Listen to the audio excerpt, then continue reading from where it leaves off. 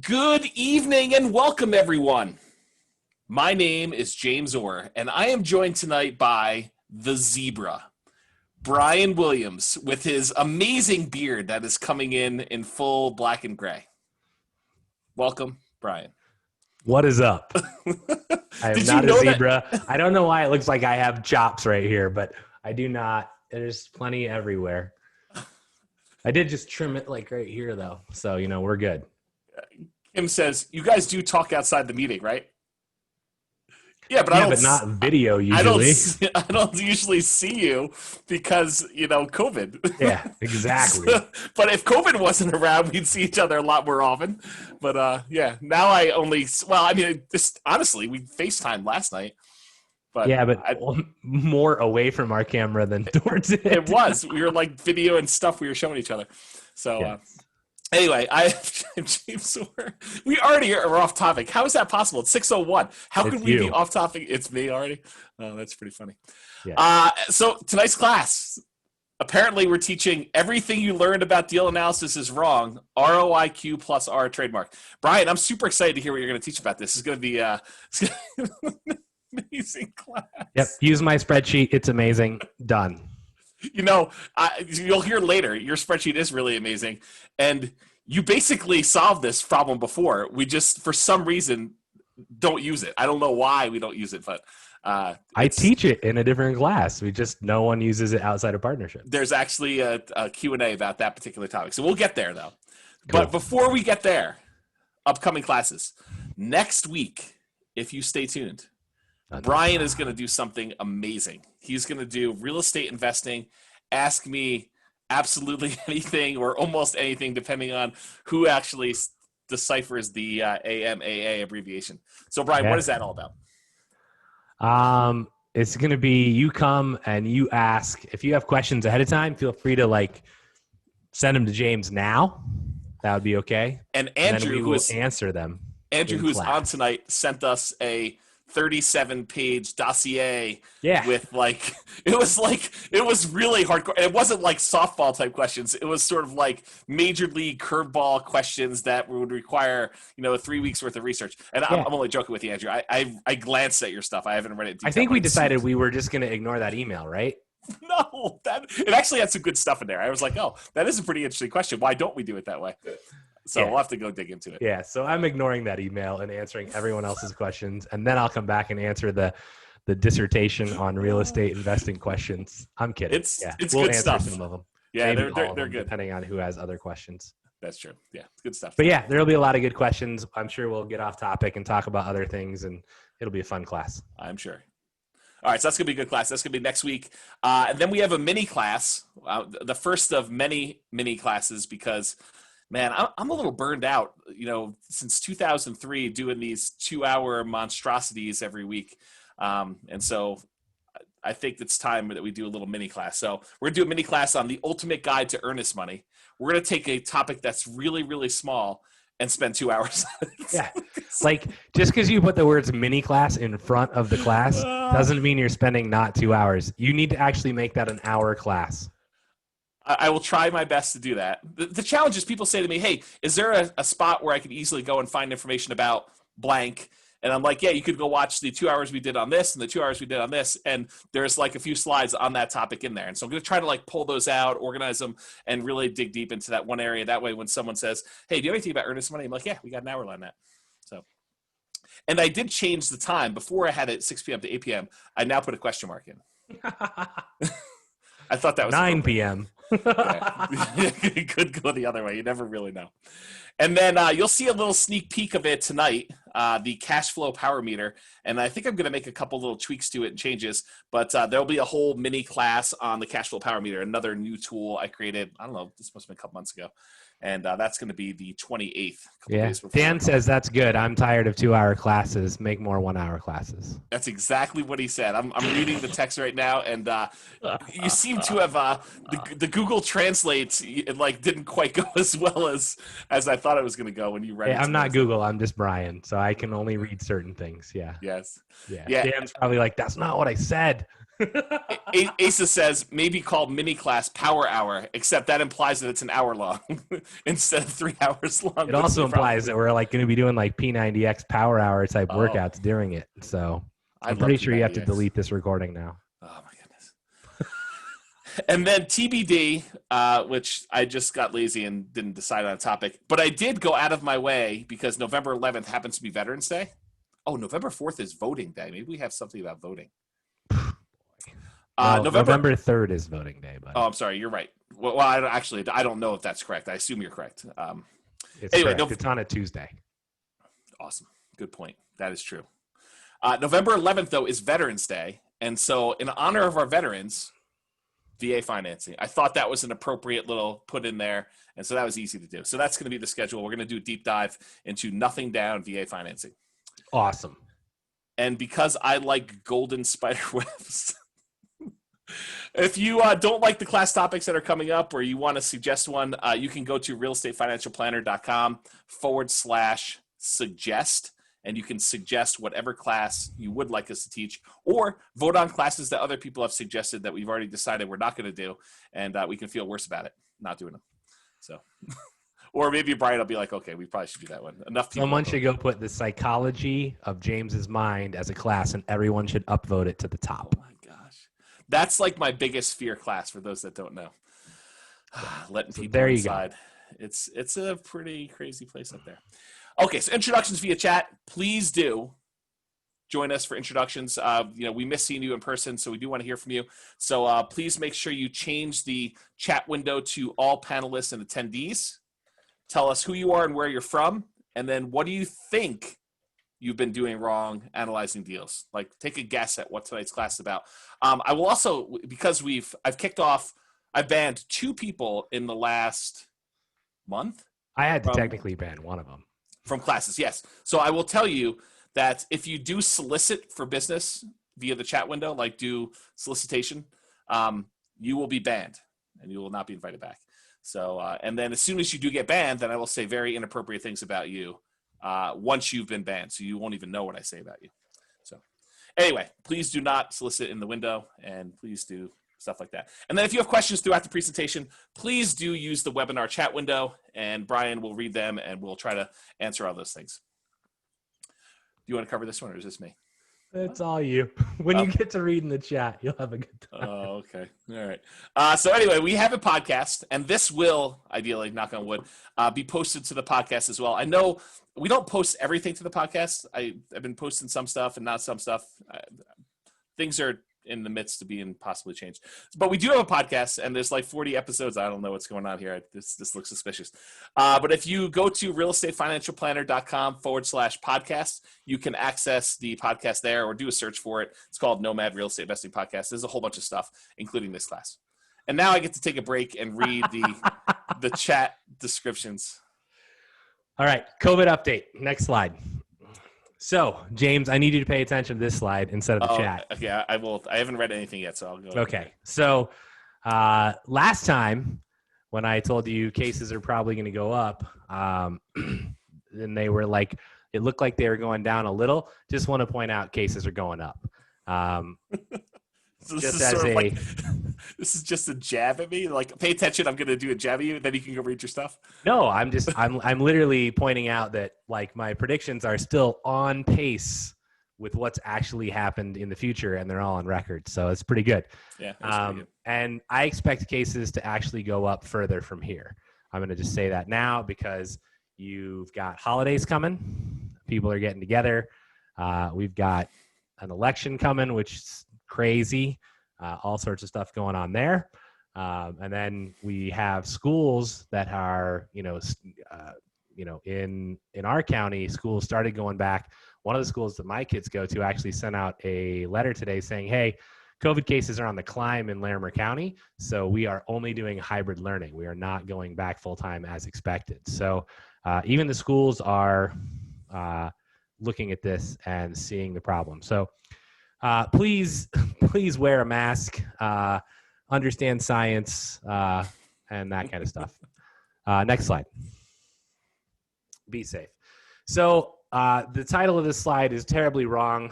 This is not a property management panel info. This is just an article and some information for you.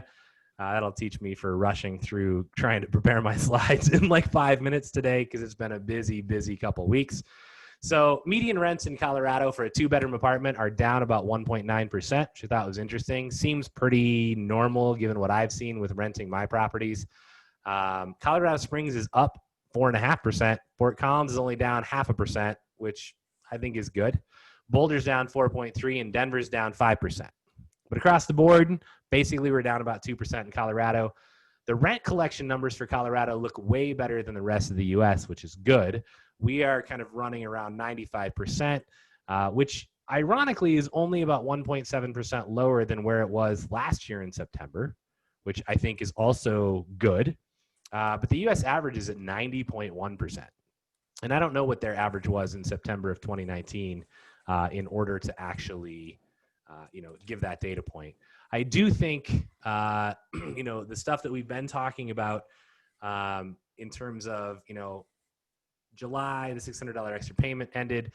And in August, people probably had enough money to pay their rent still. And so September is a little worse.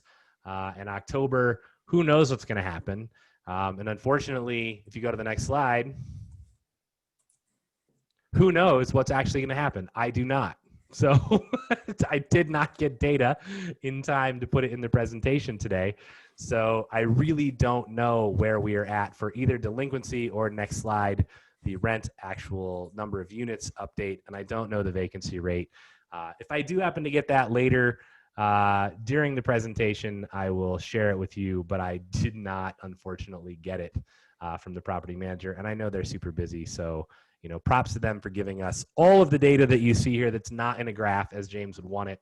But props to them for giving us all this data and sharing this because they definitely don't have to. So thanks to them for doing that. Yeah, I definitely say thank you to them. But out of an abundance of clarity, not only does James prefer to see this in a graph, he actually made it into a graph and provided it to Brian, and Brian still chose not to present the data in a graph. To be clear, all you did was put it in your own PowerPoint. You did not provide it to me in any form I could use. It's literally in a file on your share. Okay, fair enough. Would you use it if I had sent it over to you? Probably. Yeah. Okay, I'll send it. So someone is asking what's the rent drop compared to, if you want to go back 2 slides just so I can cover these really quick. Somebody says I'm in Denver. I'm not seeing 5% down. I see 5% up. Yes. So if you're like, hey, how much does it cost to rent a single family home? Yeah, your rents may have gone up. This is a large kind of scale property manager survey that goes out, and it's 2-bedroom apartments, not just single family homes and stuff like that. So there are definitely parts that are going up, parts that are going down. What is the rent drop compared to? It was compared to basically last year at the same time or last month. This is a really important point about like when you see rents and that rents are going down or rents are down year over year, you have to understand the source of that data. And a lot of times the source of the data is large apartment buildings. And there's not a lot of good data, at least historically, there has not been really good data on like single family home rental amounts. I will tell you that as Zillow becomes more popular and as more people end up using that in order to market their rental properties for rent, I have a feeling that Zillow will aggregate that data and will eventually publish at least some glimpses of it, if not all of it, so that we'll be able to really see significant differences and differences between single family homes and apartments and changes in rents over time. I think we'll see a lot more of that because they happen to be good at data and data publication. And they're also becoming much more popular as a source for people to advertise properties for rent and to rent properties. Yep. And this is year over year comparison, not just like from last month and moving into this month, as rents would typically be slightly lower during the winter months anyway. And then Ashanti asks, is there a way to get this data for outside of Colorado? Yes, you have to go read your articles that are local, talk to your local property managers and ask that stuff locally. Because this article is actually from a local town newspaper for us. So next slide. It's your turn. My turn. All right. So everything you learned about deal analysis is wrong. A little bit of a contentious title to start with. So what I'd like to do, what are you laughing at? Nice. What I'd like to do is talk to you about sort of like the history or the evolution of deal analysis, sort of like this is the evolution of cell phones over time. I'd like to talk to you about deal analysis and where we're coming from and where we've gone and where we're going. So in the beginning, I think the first thing we used to do way back when we were unsophisticated and didn't really know any better is you'd go to a real estate investor club and they would say, my cash flow is equal to the rent I receive minus my mortgage payment. And anybody who had positive cash flow was like, that's amazing. So that used to be how we did it. That is not correct. Okay. So please don't do that. If you're still doing that, that's like so 2019 or whatever it is. I mean, it's been a long time since we were doing that. Then over time, we made some improvements. We said, hey, listen, it's not just rent, but it's all the income we have on the property, net of vacancy. So if you've got, washing machines, or you're charging extra for internet, or you're charging for storage sheds, or like use of the garage space, or use of an RV spot, or any of these things that we talk about in cash flow explosion or things like that, in order to increase rent, we would include those. And so that was an improvement over like just the rent. But it was also an improvement in the expense side too, because we weren't just doing mortgage payments, but now we are including all the expenses on the property. And some we were doing like estimates to say, on average, it's going to be this amount. Not necessarily that it's this amount this year, but we should see about this amount in vacancy or utilities or maintenance or whatever it is on properties. And so now we're starting to take into account these other things like, of course, principal and interest, taxes and insurance, which is what we were doing when we sort of said mortgage payment in a lot of cases. PMI, especially if you're doing Nomad or you're doing 15% down as an investment property. Utilities that the landlord is paying. Some people will even do utilities for the period of time that the property is vacant. So they'll say, I've got a 3% vacancy rate. They'll figure out how many days they're owning the property and what their estimated utility bill for that is. I think that's only my really hardcore engineers that are going to that extreme. I don't think most people are doing that. Brian, do you estimate like what your share of utilities are for vacancy periods? Are you doing that? Like when it's vacant and it's vacant for 3% of the year, what's my utility that I actually have to pay? Yeah. To me, that actually just is part of my maintenance number. Okay. Because so that's so minute in most cases that it's not relevant. Yeah. So I think some people actually do a separate number. They'll figure out, hey, listen, I got a water bill, I got an electric bill, I've got, this thing, and it's going to be vacant for 13 days. And so what is my expense for that? I think that's a little overkill personally. Yeah, I think if you are in an area where you have 10 to 20% vacancy, I would totally probably separate it out. That's a good point. Good point. So utilities, talked about that. Maintenance on the property. So we're taking into account some maintenance expenses, any capital expenses we have on the property, and the property management costs that we have on the property. And we're usually only doing property management costs if we're paying someone else.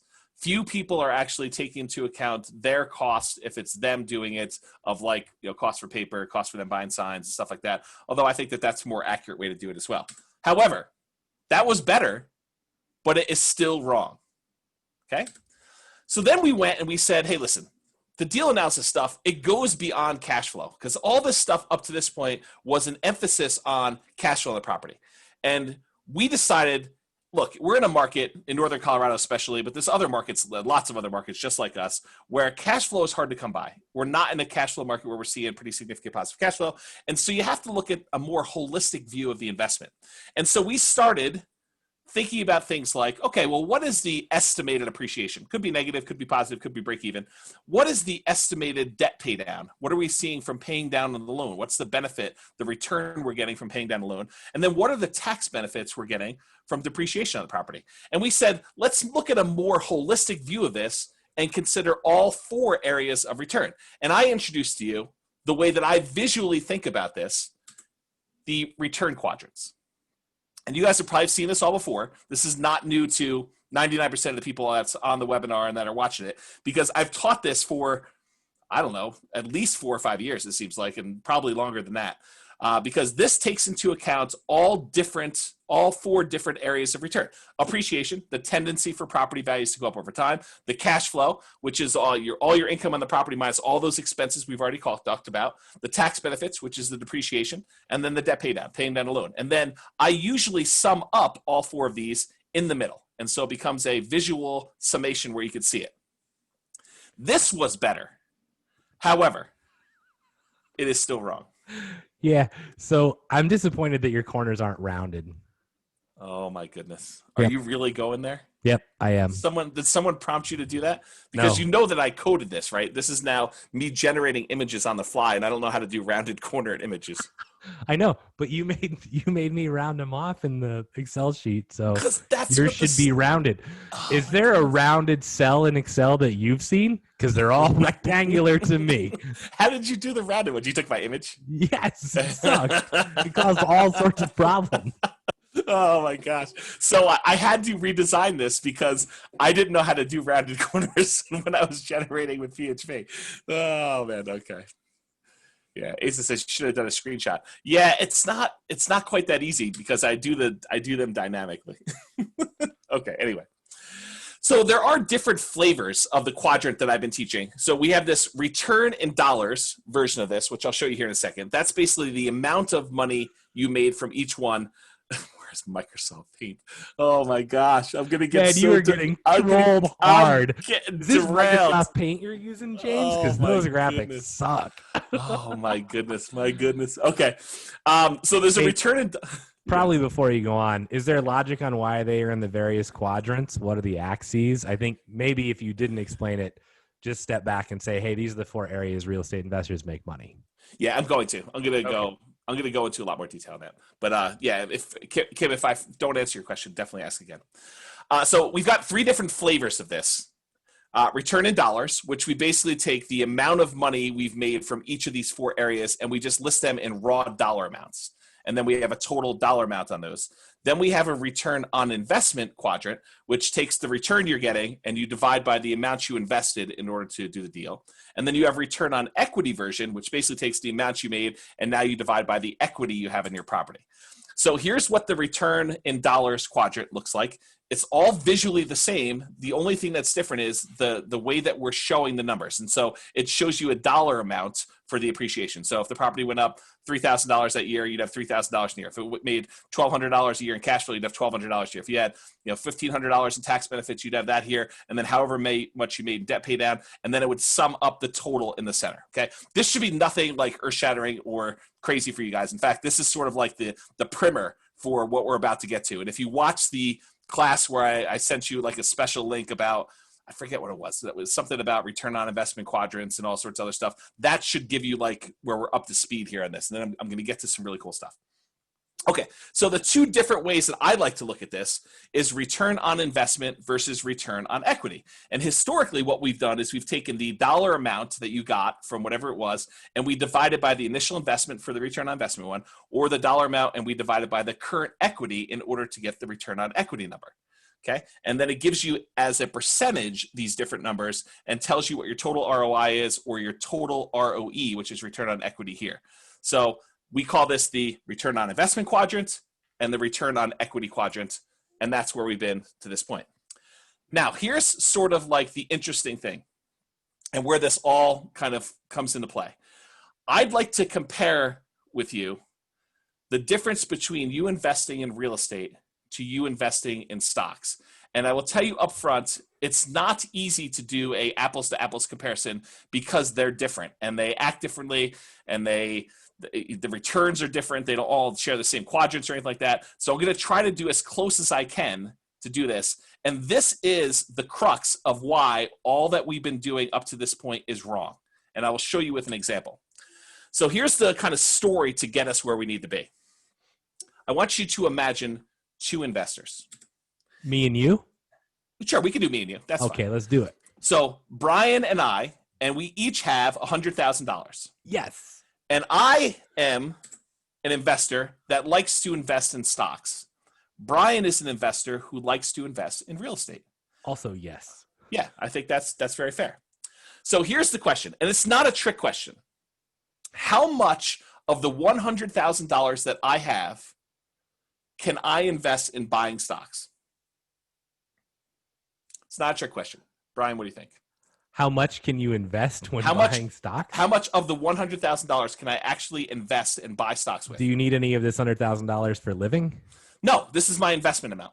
Oh, then you could invest $100,000. Right. This wasn't a trick question. It was intended to be, it's $100,000. But here is the kind of tricky question and the crux of all this thing. How much of the $100,000 that Brian has can he use in order to buy real estate? Can he take the full $100,000 and use that as a down payment in his closing costs and deploy exactly $100,000 of it?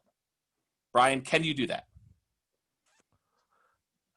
Probably not if that's my only $100,000, but it depends on what I'm investing. But should I do that? No, I should probably have some reserves. Okay, so Brian's trying to evade the question, but the answer really is no, you can't, because first of all, the lender is not going to allow you to invest the full $100,000 if that's all you have, because you need to have additional reserves in order to buy the property. And it's also not prudent for Brian to invest the full $100,000, because what happens if the actual month that he buys the property, we have COVID hit? And now he's got a tenant that can't pay rent or is unwilling to pay rent, and he has a mortgage payment that's due. How is he going to be able to continue to hold on to that property if he doesn't have that money? Or maybe he bought the property and everything goes great for 2 months, and then at the end of 2 months, the tenant destroys the place and he has $20,000 in damage, and he needs to have money in order to do the repairs. He needs to hold back some of his money in order to make a prudent investment in the real estate. And that's really the crux of this whole thing. When you are calculating the return on investment for someone who is investing $100,000 in the stock market, I can use whatever return I got divided by that full $100,000. But what we've been doing so far with the real estate stuff is Brian has been taking whatever returns he's been getting from real estate, doing all the math we've already been doing, all the correct expenses, all the correct different 4 areas of return, cash flow, whatever it is that he's trying to calculate. But he's only been dividing by the down payment and the closing costs that he's been using in order to purchase the property. He has not been, historically, using his reserve amounts as part of the denominator for buying the properties. And that is sort of why every calculation you have done, unless you've been using your reserves as part of your denominator, and I'll even take it a step further, putting the return you're getting on your reserves in the numerator somewhere, is wrong. Okay? So when calculating the return on investment for the $100,000, we've been using the full 100 divided by the 100. For real estate, we've been using the 100. Not really. We've been using the total investment, the total cost to close from Brian's spreadsheet, if you remember it there. Okay? So this is just sort of my apples to oranges comparison of like what stocks look like to real estate. It's not really relevant for the rest of the presentation, but I put it in here because I thought it was an interesting quasi-parallel, not 100% accurate, but quasi-parallel to comparing stocks to real estate. So with stocks, you tend to get dividends. Well, dividend paying stocks you do. And that is sort of like the equivalent of cash flow and cash flow from depreciation, sort of like the money now part of investing in real estate. And then stocks, you tend to get capital gains. The value of the stock increases over time. Just like with real estate tends to appreciate and you tend to pay down the loan on it. And so your equity builds up there. So these are kind of like quasi equivalents, even though they're like comparing an apple to an orange and they're completely different. Okay. And then these become numerators. I don't know why I have that in there. Maybe it's because something else I had, but okay. So if you were trading stocks on margin, if you say, but wait, James, you know, I'm actually going to go leverage this and I do need to keep some money in reserves in case I have a margin call or something like that. Yes, that is true. If stocks go down in value and you're trading on margin, you basically borrowed money from the bank in order to invest in stocks and you didn't put up the full amount that you needed, you may be required to add money. And in that case, you would need to do something similar with your stocks in order to be the new equivalent of what I'm about to talk about tonight. You would also need reserves in that case. Okay. I need to prop up Brian because Brian is awesome, and I will tell you why. I'm going to tell you why. Because all along, Brian had the solution to what we're talking about tonight already available to us. If you've ever downloaded Brian's spreadsheet, you know, go to realestatefinancialplanner.com/spreadsheet. We have the world's greatest real estate deal analysis spreadsheet up there, and I'm serious about that. It is really awesome. And Brian has had a field in this spreadsheet this entire time that would have solved this exact problem. And Brian was right because at the beginning of class, he did say, we do use this field. It's not like everything we've always done forever and ever and ever has been wrong. There's one class, and who knows why we've only done it in this one class, but there's one class where we actually teach deal analysis, what I consider to be correctly. Brian, what's that class? Partnerships. Yeah, and partnerships. I think what's funny is if I would have to go back and listen to all of the different partnership classes that we've taught. But I think in that class, I actually say you can use this for like your personal deals, but we only really talk about it here because if you're typically investing with someone else, you need to have a bank account that gets opened that's brand new. And that's really where the discussion comes from, because you're like, well, you need some money in there for reserves so that you don't have to constantly go for capital calls to your partners. Yeah. And I'm going to ask that there's another slide coming up about this in detail. And I think there's more to it than what we just hinted at. And I will try to draw it out of you. I'll try to deduce it from you.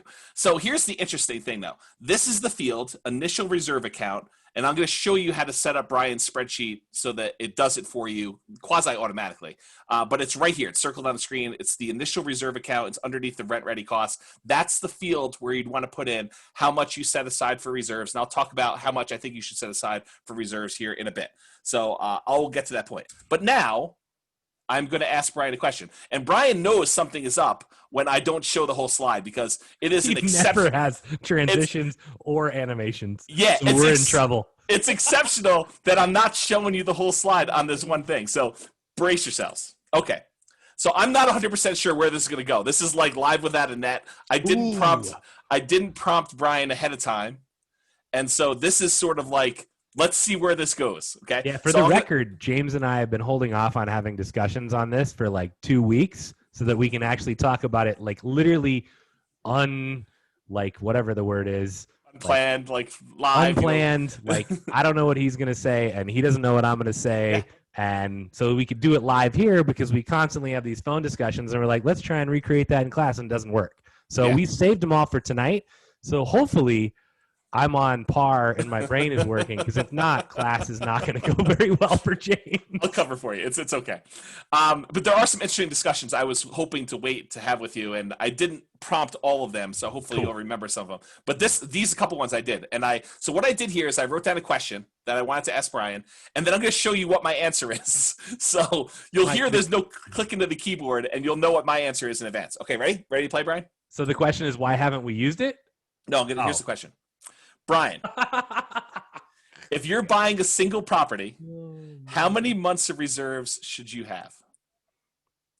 Are you asking in general terms? Yes. Okay. So, oh man, you should this is so bad. This was intended to be simple. It wasn't intended to be a deep dive. So I think there's two answers to this as I think about it. You should probably have at least 10 grand, or you should probably have Hold on a second. Stop for a second. You know what this reminds me of? This reminds me of like the newlywed game where the newlywed they ask the question, right? And then you have to answer what you think your partner's going to answer, and then I hold up like what the crazy thing is that you answer. That's sort of what's going on in my head right now. But go ahead and continue. If you would have had 10 grand on that piece of paper right there, that would have been awesome. Like that would have just been perfect. So I think it's about 10 grand, and probably where the 10 grand number comes from is it's really close to like, a $1,500, $1,600, $1,700 monthly payment of PITIH times 6. So what you basically said is you think it's about 6 months, but you've rounded so that it's 10K. I'm saying in general, when we've talked about it before, 10K has been the number because it gives you some, wiggle room, but that's how that number was arrived at. So you could say 6 months PITIH. H is HOA. Okay, so here's the interesting thing. If you were renting a $500 a month property, like, a unit in an apartment building or, a small condo that you own somewhere, and you're only getting $500 a month, so would it be still 10K? I don't think so. Okay, so would it be like closer to 6 months then? Probably more. Okay, and I think that's fair. And I think this is part of the discussion that's going on here. Okay, so here's what I say. I say 6 months. It's like we're married. Almost like we're married, right? So James says 6 months. So here's the next part of this question. And I do see some of your questions here coming in the chat. We'll get to those. Brian, we'll get back to you. So Brian, here's the prompt for the newlywed game, question number 2. Apparently I can't even type. If you're got 10 properties, how many months of reserves should you have? 10K. 10K like total? I'm kidding. Yeah. Yeah, I know. So this becomes much more difficult. And the reason for that for me is that if you have 10 properties, unless they're literally like door by door, like right next to each other, the likelihood that you're going to have something major happen on all 10 all at the same time is pretty darn low, minus maybe COVID. So, but even with COVID, the US is seeing an average of 90%. So that would equate to, hey, maybe 1 or 2 of your properties, and maybe on an offhand, 4 of your properties, but it's probably still not all 10, unless you are just, hiring or renting to sick people. I don't know. But I think probably, man, this is such a hard question, right? Right. It's like you don't really need 6 months for all of them, but COVID has made me think harder about that. And so I probably would have said, you probably need 50K before if it was a normal house. So, 3 months of PITIH instead of, 6. So what's your answer? See, this is the thing, and I'll show you my answer here in a second. But I think this is the challenge, and one of the reasons why we never used it is because if you're standing up in front of a classroom and you're trying to show them what number you're using here, there's no standard. If it's your first one, it's 6 months. I think we both agree on that. I don't think there's a lot of debate, maybe a little tiny bit of wiggle room on that one, but I think we're both really close to that.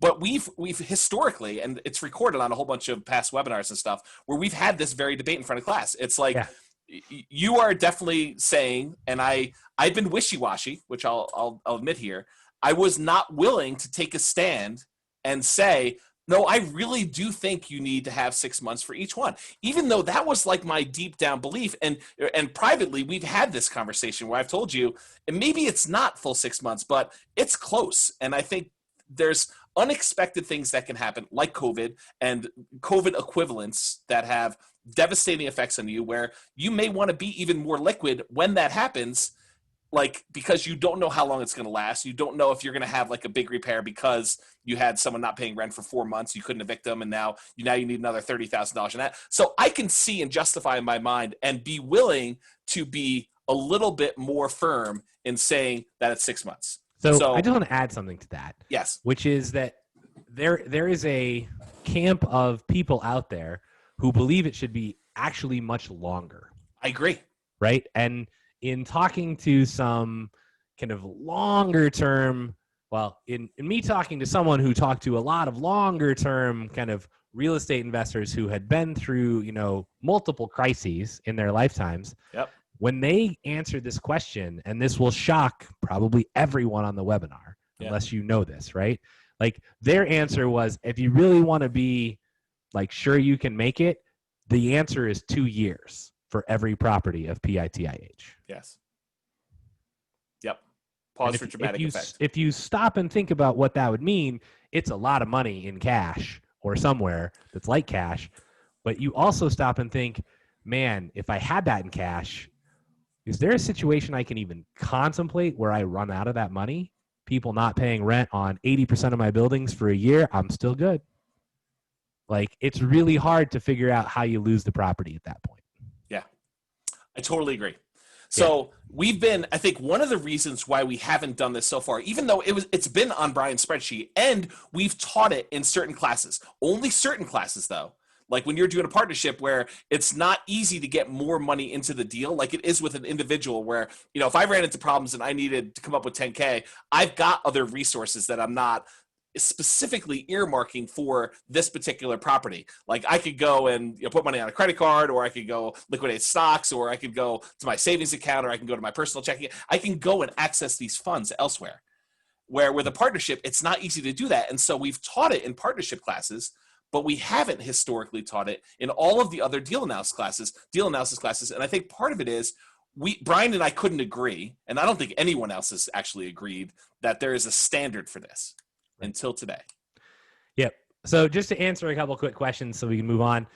Nathan says, even with Nomad properties with 5% down, and I think the answer there is yes. Like your mortgage is even more expensive.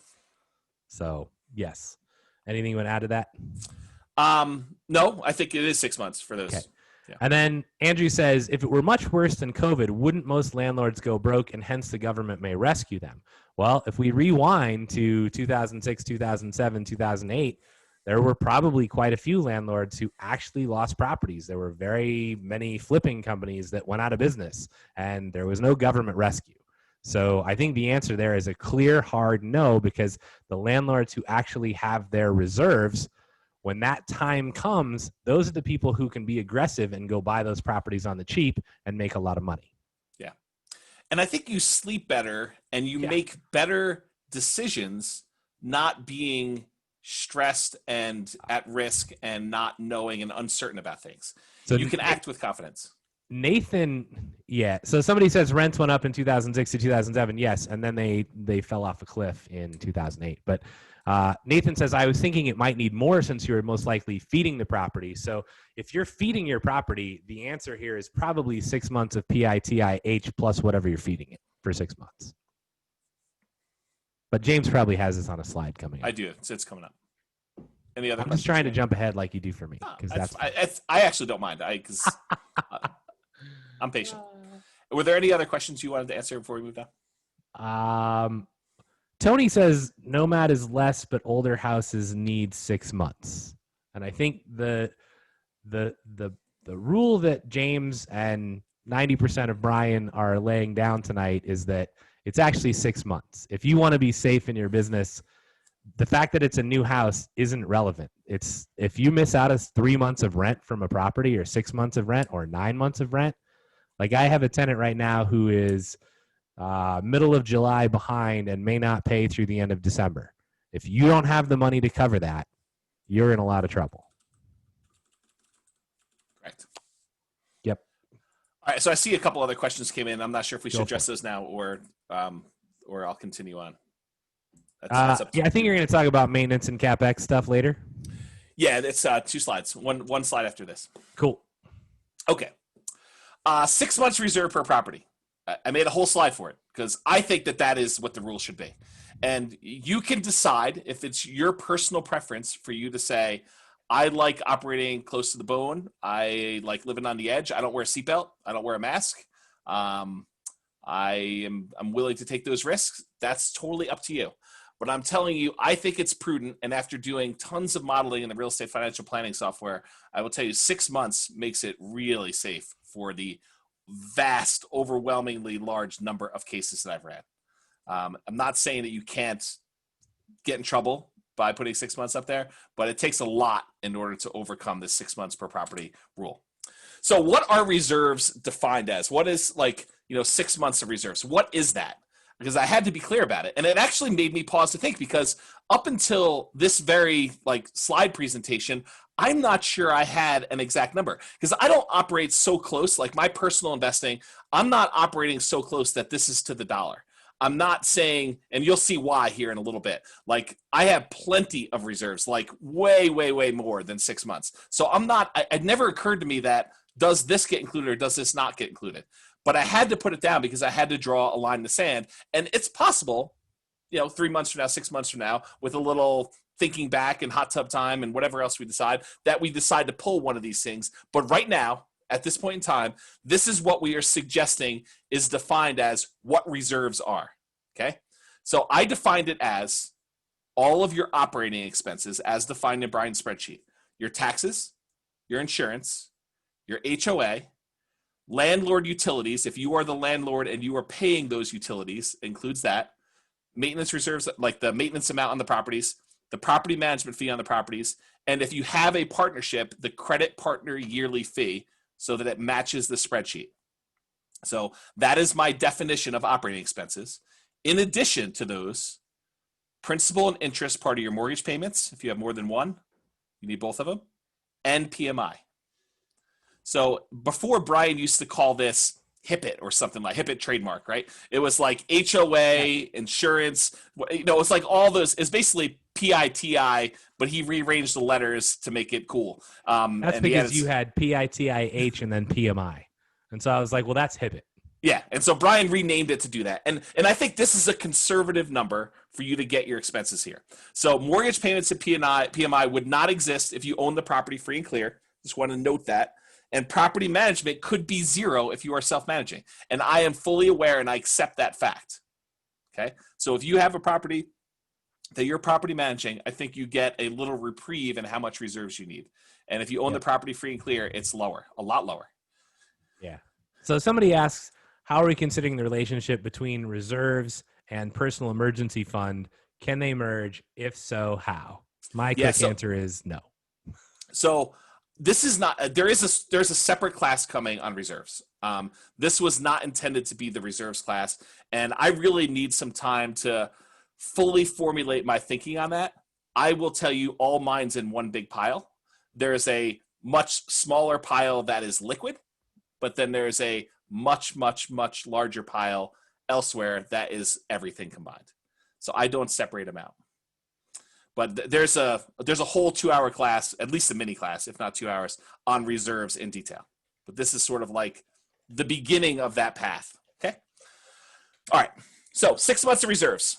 So can you just take this 6 months and have it as a home equity line of credit, or can you have it invested in commodities, or can you have this out as a hard money loan to someone else?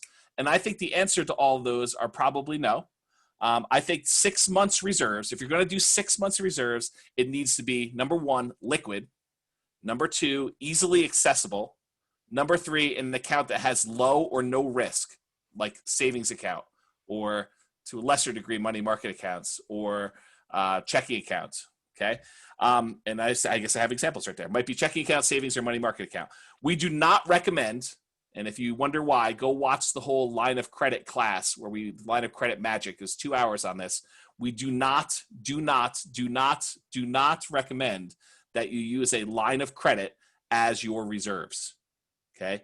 It may not be available when you need it most. Okay. So this is what I think the definition of the 6 month reserve and what the liquidity should be for this. And it's kind of big picture. Back up for a second. This is conservative real estate investing. Can you go out and buy a property subject to the existing financing with $0 in your bank account and no reserves and no ability to even make the first mortgage payment? Can you go do like crazy aggressive investing strategies like this? Sure. I'm not talking about that. I'm talking like you want to sleep at night. You want to be in the business really long term. In fact, Royce has a saying, and I love this saying when Royce did his interview. He talks about making sure you're not knocked out of the game. And I think having this money and having it liquid means that regardless of what comes, you're not going to be knocked out of the game. And I think that's the position you want to take in this case. Okay. So in current market conditions, extremely low interest, where would you recommend holding all your reserves? In current market conditions, in this case, with extremely low interest, right? Like banks are 0. Yeah, well, banks you can get 1%. You can find places. You can find places where you can get 1% if it's an online account or something like that. So you could do a checking account, a savings account, or a money market account. Tammy and I don't even know if I want to go here. Tammy. This might be revealing too much. Tammy and I have talked recently about taking a rather large chunk of money out of the stock market just until after the election because we don't know what is happening with the election. And there's an ongoing debate about this with us. And so one of the discussions is, where do you put this large chunk of cash? And even the banker person told us that money market rates may be negative. And so we got to be careful about even putting it in there. So there's a whole bunch of stuff. I'm not going to get into this. This is way off topic. And my intent was not to really cover the crazy reserve questions. This is sort of like preface for where I'm going because there's more to the presentation. Yep. So Manny asks, how do you account for capital reserves for roof, AC, and other major items? I just responded in text and basically just for everyone else said, hey, we taught a class on this last week and there's a section in the spreadsheet and I'm sure you're going to discuss probably a little bit of this, but not a ton. So. Yeah, so this is it. I mean, because that's, I think, the reserve class is like, how do you deal with the stuff? And I think this is one of the reasons why you need 6 months for each property is if you need a roof on one, you don't want that to deplete all of your resources for your property. And, there's some definitely tricky thing about timing if you only have one property, but I'd rather see you have at least $10K and have to pay for a roof than have, $1,500 or whatever it is. Yep. And then would it be reasonable to have reserves for more months but invested in a more risky asset like ETF or shares, or at least a portion of the reserves? Who teed up that question? I don't, it's probably Votech, but I'm not sure how to say their name. So I probably just botched that. Thanks for making me do that. Sorry, that was my fault. You'll see. That's coming. Yes. And then I just want to point out that Royce just basically said you should take all stock market monies out till after Q1 2021. Yeah. Bold. Oh, man. Yeah. Okay. Yeah, we shouldn't even go there. Way off topic. Oh my gosh, this makes it hard for me to post this to the podcast guys because I don't edit. so there you go. And then one other comment that I think you'll want to address, and if not, I want to address. So whatever. You have 10 properties. I think reserves depend on how good a property manager you are and how old the properties are. And unfortunately, I'm just going to tell you what my answer is. I don't think that matters. You can be the best property manager in the world, and COVID could hit, and someone still can't pay rent for 8 months. And the government says you can't evict them. There's nothing as a good property manager, and a new house doesn't help you in that situation. And that's really what the longer term, people that have been in real estate for 50 and 60 years are saying with their 2-year comment of reserves is, hey, you really don't understand what could actually possibly happen and the situations you can get into. It's not just a boiler or a roof or somebody misses 1 or 2 months of rent and you have to evict them. It's crazy stuff where you can't evict them. What if you can't evict anyone for all of 2021 and they don't have to pay rent and you have no other source of income? That's huge. So moving on. Yeah, I think this is why I can, in good faith, stand my ground in the discussion we've had in the past where I've been wishy-washy and been like, yeah, you're probably right. You probably don't need 6 months for every property. Now I'm like, I could see cases where you actually would need 6 months for every property. And so I'm going to actually be a little bit more forceful. If you choose not to follow that, that's on you. Yep. Okay. All right. So this is like Christmas Eve, the slide for Christmas Eve, because this is like the slide before I show you the magical slide that you've all come on to watch. Okay. But I want to remind you what we're looking at here so that when you see it, you know what's different in the other one and what we're going to be looking at. So this is the return we're seeing in dollars. It's not how much you put into the deal or how much you set aside for reserves, which is where I'm going.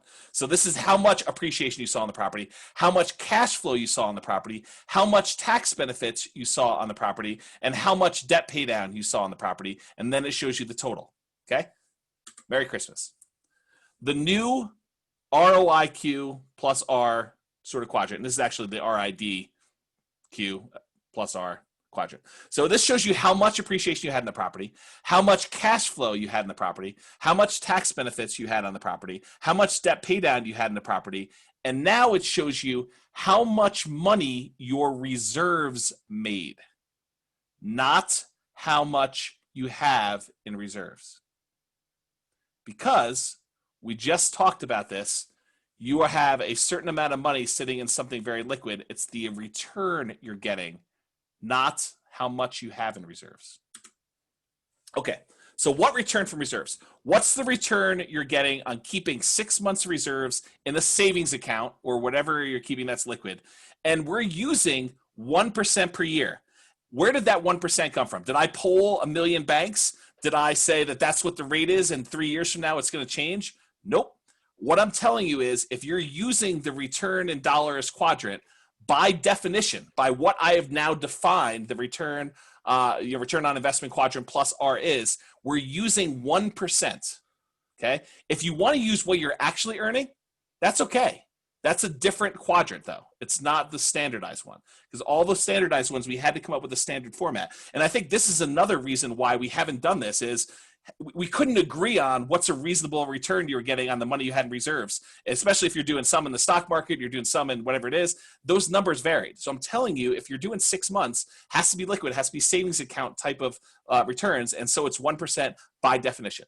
Okay. We call this the RIDQ, return in dollars quadrant, plus R6. And you ask me, why am I making such a big deal of the 6? because you're going to see something in a minute where the number changes and what we do with the money changes. Okay, so return in dollars quadrant, RIDQ, plus R means plus reserves. 6 equals 6 months of reserves in savings. Let's look at a couple examples. I'm going to first start off with a 25% down payment rental property that I bought. So it gives you an idea of what I'm buying. And this is the cash flow power meter that we're going to go over in 3 weeks or something like that. And it shows you very quickly visually what the deal is with this property. So because this little black line, which shows you where this property is in the dark green area, it means it has positive cash flow, even though it's professionally managed. If it was in this light green area, it would have positive cash flow if you were managing it yourself. If it was in this yellow area, it would have positive cash flow if you took into account the cash flow from depreciation and you managed it yourself. And then if it's in this area, you would have positive cash flow if you got an interest-only loan. Thank you, Andrew. And you actually making some money from debt pay down. Okay. And you had all these other things. But basically, this is where the debt pay down portion of the amount is. Anything that's over here, it means that you're negative. You're not even making money from debt pay down. Okay. So this is the return in dollars for that particular property. It's like a $350-ish thousand property that went up 3% or whatever it worked out to be. So the appreciation estimate for the first year was $10,500. The amount of cash flow we saw on this property is $182 for the year with full property management, 25% down in our current market. I just bought this recently. Okay. The debt pay down, we're paying down $4,652 worth of that loan, and we're getting $1,586 in cash flow. This is after tax, so $1,586 in cash flow. So the total amount that we're getting on this entire property is $16,920. This is not taking into account the reserves. This is the one where we add in reserves. All these numbers are the same, but now I'm saying 6 months of reserves at 1% means we made $115 on this property. 1 year. Yep, Robert, it's 1 year. This is a time period of 1 year, okay? So this shows you that. And then here's the comparison. 16,920, 17,035. Okay? So the 6 months of reserves is $115. That's what it shows you. Just add it to that. So what if we take the returns we got and we divide it by the amount that we had to invest? This is the old way that we did the calculations. It's not the new way yet, okay? So if we just actually took the amount of appreciation at $10,500 and we divided by that total investment that we made from Brian's spreadsheet of down payment and closing costs and everything, we saw an 11.92% return from appreciation this 1 year. Cash flow was 0.21%. Tax benefits, the depreciation benefit, 1.8%. Debt pay down, 5.28%. The total return on investment for this particular property is 19.21% for this year. This is what happens, though, when we actually include the 6 months of reserves. Now, where do the 6 months of reserves happen? It gets included in the denominator in all of these and in this one, but we also have a small return that we got from the money we made on that reserve in the savings account, okay? So the appreciation went down to 10.54 because we have a larger denominator. It's the amount we invested in the deal to get it to happen, plus now the reserves we have. The cash flow number went down. Tax benefits went down. Debt pay down went down. So now the total ROI plus R6, including this 0.12% from reserves, is now 17.10. Okay. For those that kind of like wonder how you're doing this, it's the appreciation that year divided by the total cash to close plus 6 months reserves. The cash flow one is the cash flow that year divided by the total cash to close plus 6 months reserves. The debt pay down, you get the idea. Tax benefits, it's the estimated cash flow from depreciation that year divided by total cash to close plus 6 months. And then the total is the total from all of those, including the 6 months reserve ones. Any questions? There's a lot of chat going on. Oh, really? Yes. So I'm going to just cover a couple quick things. Skylar says, hey, I work in an apartment community, and they have 1 out of 327 units that hasn't paid rent in 9 months. It's out of 340 units, so technically it's 96% occupied.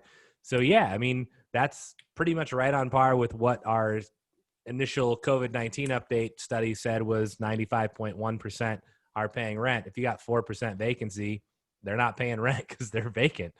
And even if you only had 1 out of 327, like my bet is that all of them aren't paid for October in full right now.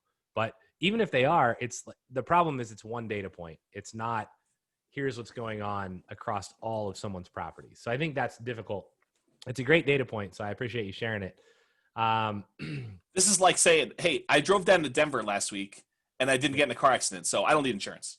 Or I drove down to Denver and I didn't get in a traffic jam because it was 3 a.m. Right? Yeah. Yeah. Richard says, hey, is there a new, Brian's spreadsheet that has these new quadrants? Brian's what? Spreadsheet. Oh, okay. I thought you said something foul. No. But I can to make it explicit if you would like. No, please don't. Okay. So, yeah, I mean, the spreadsheet has had the quadrants that are on the left here in it for a while. There is no reserve addition to that. The reserves are in the spreadsheet. I think James is going to show us how to use that. Let's see. What else do we have? I think that is it. If I have not covered your question either individually in chat to you, just re-ask it at this point. The chat is crazy. So okay. So now you can see, though, the difference between how we used to do it. This was a 19.21 investment compared to how we're doing it now, where we're taking into account the reserve amount in all the denominators, plus we're now taking into account the benefit you have of investing that reserve amount in a savings account, as an example. Okay, and so now this shows you the new total amount, 17.10. Okay. Someone asks, why do you add 6 months reserves to each quadrant? Why do I add 6 months reserves to each quadrant? I am not adding 6 months reserves to each quadrant. I am dividing by that new total amount that you've had to set aside to do this deal. Part of it you actively invested, and part of it you're holding aside as this allows me to make this investment. And so now we need to combine those two as part of the denominator when we calculate return on investment. So you figure out how much you made, this example, $10,500 from appreciation, and now we're dividing by the amount we had to invest in order to do the deal, plus the amount we needed to set aside in reserves in order to be able to prudently make this investment. And that is the new thing. Okay. All right. So investing your reserves. So Brian, I'm going to ask you a question now that you just turned off your microphone because you're about to type on something. But if you had $1 million sitting in a bank or sitting in the stock market, do you really need to keep 6 months of reserves in a savings account? For one property, let's just say, take the extreme view. You've got one $300,000 property. You've got $1 million in the stock market. Do you really need to have 6 months of reserves in the savings account? It depends. Is there an election coming up? Fair point. Fair point. I'm kidding. That's more a play to Royce, but no, I don't think you do, because even in like the worst downturn of the stock market ever, like even if it drops 80%, you still have more than 6 months reserves. Yes. And so this is what the question becomes, is how much is a safe amount to keep in something more volatile like the stock market, where it still works with the kind of like conservative nature of this. And I think Andrew even brought this up on a previous call. He cited some study that said something like a third or something like that, or like a third more or something like that. And that may be true, but I'm being more conservative and I'm defining this a little bit differently. So conservatively, and by definition, because I'm about to define this formally, I am saying that it is okay, you have my permission, you have my blessing, to do 12 months of reserves if you're going to invest it in the stock market. And then by definition, I'm assuming that you're earning 8% per year in the stock market on that money in reserves. Brian doesn't like that number, I'm sure. The number actually historically is a little bit higher when you leave in the inflation factor. Brian says no, but this is my definition. And so what I'm telling you is, if you decide to use this return on investment quadrant plus R, which is going to be 12, because we've got 12 months of reserves now, by definition, we assume that that is getting an 8% return on your money. So we call this one the return in dollars quadrant, plus R12, or return on investment quadrant plus R12, or return on equity quadrant plus R12. And all it means is that now we're not doing 6 months in a savings account, we're doing 12 months in the stock market. Okay? So here it is. I'll save you the build up to do this, and I will show you that this is the 6-month version, same property. You are getting a 17.1% return if you had 6 months reserves in a savings account versus a 16.88% return if you kept 12 months and you earned more 8% instead of 1% in the stock market. Okay, so the return is actually lower keeping twice as much money in the stock market in this example. And I do think it may change depending on what property. I'd have to do some math, and I have to use this enough times, and it's all brand new to me too. So I would have to go and do some testing to verify that, but I could probably think of some unusual cases where it might go up. So do I really need to have 12 months, James? By you're counting all 12 months of that return and all 12 months of it in the denominator, right? Yes. So is that really the right calculation? That would be my question for you. I think by definition, I feel comfortable telling somebody that that is a reasonable thing. And here's where I get there from. I think you do need 6 months, like legitimately. And I could see a case where you might have a pretty significant stock market drop. And we've seen as much as 30% recently. So I didn't think that I'd want to use an exact number that we just saw because it could be a little bit worse than that. And so I thought, well, if it's, a little bit more than that, that's pretty close to half of what you had in there. And so my thought is 12 months seemed reasonable for you to be able to have to pull that out at any time, not knowing what's coming. And so, yes. Can't you just count just the 6 months that are there, even if you lose the 50% on top and know, hey, that's just your personal loss? Because the top 50% really isn't the real estate loss. It's just your buffer. Yeah, but when you've invested in the stock market, you've set aside this money as to be there for your reserves. And so I think you cannot do it that way. I think you have to take into account the full 12 months. Yeah, but by setting it aside, you're saying, I know that even in the worst case, I still am going to have 6 months. And that other 6 months is like slush. And maybe it does count, maybe it doesn't. Yeah, interesting topic. I see why you're saying that. But I do think if you have really allocated that as your reserve fund, you really should allocate the whole thing. So that is how I've defined it. Sure. Let me cover a bunch of stuff. Okay, cool. So, Kimberly points out, do you want to sell your stock when the market crashes and you have to pay your mortgage? Of course you don't, right? I mean, what if you have to, though? That's what you have to do. Are you accounting for cap gains taxes on the stock in this? Nope. So when you sell it to pay your mortgage, you're going to need to account for those gains if there are any. So there is that. But really, you're just allocating the whatever it is. The gains can come off the top as you've earned it. Sure. Yeah. And then somebody asked, would R10, can a reserve 10 months be about break even with R6? I'm not sure quite how to answer that. What's the question again? Can R10? Reserves of 10 months be about break even with the R6 side? So who asked that? Andrew asked that. Andrew, if you want to expand upon that, we can, or we can cover it after class.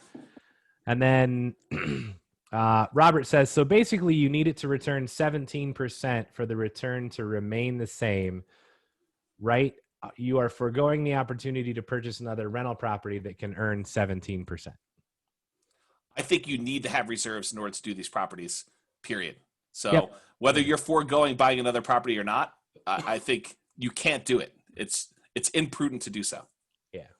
So, and then doesn't this depend on how much you assume is the correlation between stock losses and real estate losses? I don't think it matters. Okay. I think stocks and real estate correlate, so 12 months may be reasonable. 50% stock decline is unlikely, but possible. Hold on 1 second. I want to comment on that. So we've shown charts before where we looked at real estate values and we looked at stock market and depressions. We looked at recessions and depressions, and they were not super strongly correlated. They may have had some correlation, but it wasn't like every single time we saw a recession or depression that real estate values went down. Yep. Lots of variables to account for. Agreed. Basically, Andrew says, is R10 in stock break even with R6 in savings? Don't know. I'm sure you'd run the math. I was reading a different thing. So R10 in stock, break even with R6. Yeah, Andrew, since you're math oriented, you may want to do that. I have not done a lot of math on this. I created it and I got busy. And so I'm sure over time we're going to use this a lot more. We're going to think about it a lot more and we're going to reflect on it. And there may be tweaks coming, but this is brand new stuff. So we haven't been doing this up until this point. And then Kimberly asks, and Kimberly, please change to all panelists and attendees so everybody can see your typing. The challenge is that the appreciation swamps every other option for cash or stock. Not true all the time. In fact, I'll show you one in a second. Kimberly, hold your seat because I'm going to show you a different property here in a second where that's not true. And then to me, I must have typed something. At Brian, I suppose the point of view is worth considering, especially if you were investing in stocks anyways. Otherwise, if the only reason they invested in stock market was to increase reserve returns, then it makes sense to divide with the entire 12 months amount. So here's where part of this comes from. My personal strategy is I have a ton of money invested in the stock market. So I have, in my mind at least, a certain amount of immediately liquid part of this money that I have. But I have to, and when I'm thinking about the return I'm earning on the money, I want to make it cleaner than shared pool of money that I do. So I had to come up with a way for me to say, really the reserves are in the stock market because I have way more than 12 months worth of reserves anyway. Now I need to set aside part of that return needs to go into this calculation to see what my overall return is on being able to have these properties. And so that's sort of my thinking process to get here the first time. And then as I think about it more, it makes more sense. And I haven't found a way where it doesn't make sense to me yet, but it's not to say that there isn't one. Again, it's all brand new. And then Chris says, can we make this more complicated? 3 months in cash and 6 months in the stock market. Yeah, I intended to release 3 versions of this, R6, R12, and RA, which is actual. So if you actually are like saying, this is my actual appreciation for the year, this is my actual cash flow, this is my actual debt pay down, this is my actual tax benefits, and this is what I actually earned on my reserve money, then you could have a RA number for your overall return money there. And so, sure. And then Robert says, of course you do as a business owner investment. My point is that there is an opportunity cost that doesn't get accounted for with most investments because investors don't keep reserves. I meant that you would need to earn 17% to keep total ROI the same. Otherwise, your actual ROI is really not as good as planned. I would need to think about that. Yep. What slide are you on and out of how many? 45 out of 66. Oh, good. Yeah. Because there's at least 30 more minutes of chat questions coming. Good. And I think that's good. I think this is an interactive kind of release to the world, birthing a child, and you get to see it. So I put this slide in here because we see this a lot in investor clubs where people come in and they say, I'm earning $600 cash flow on my property, and they don't tell you how they got to that number, and you go home feeling bad about yourself because you're only making $50 a month in positive cash flow, even though you literally bought the same property, you're getting the same rent.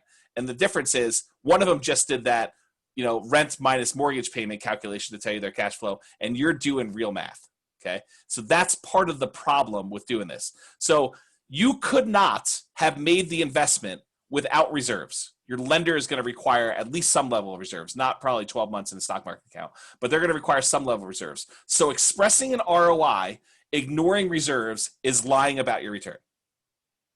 It's just not truthful. It's the equivalent of you saying rent minus mortgage payment.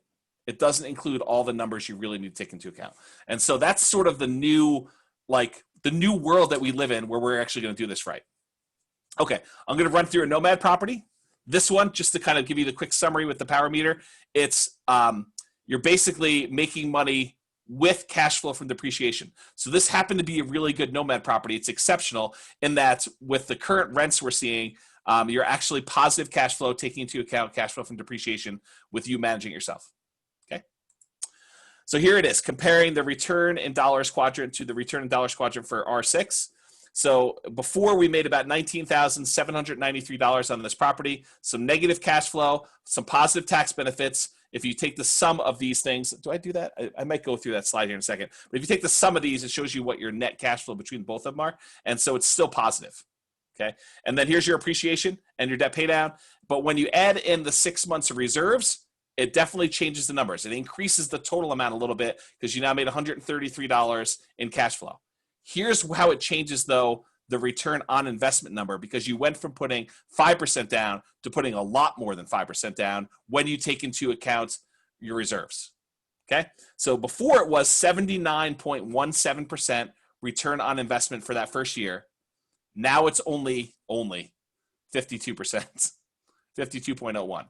Okay. So you can see that all of your returns, your appreciation went down, your cash flow went down, your tax benefits went down, your debt pay down went down, and you got a little bit of return from this 6 months reserve being invested in a savings account. When you add all those up, it's 52.01. Do you happen to have the actual dollar amounts? Yeah, right here.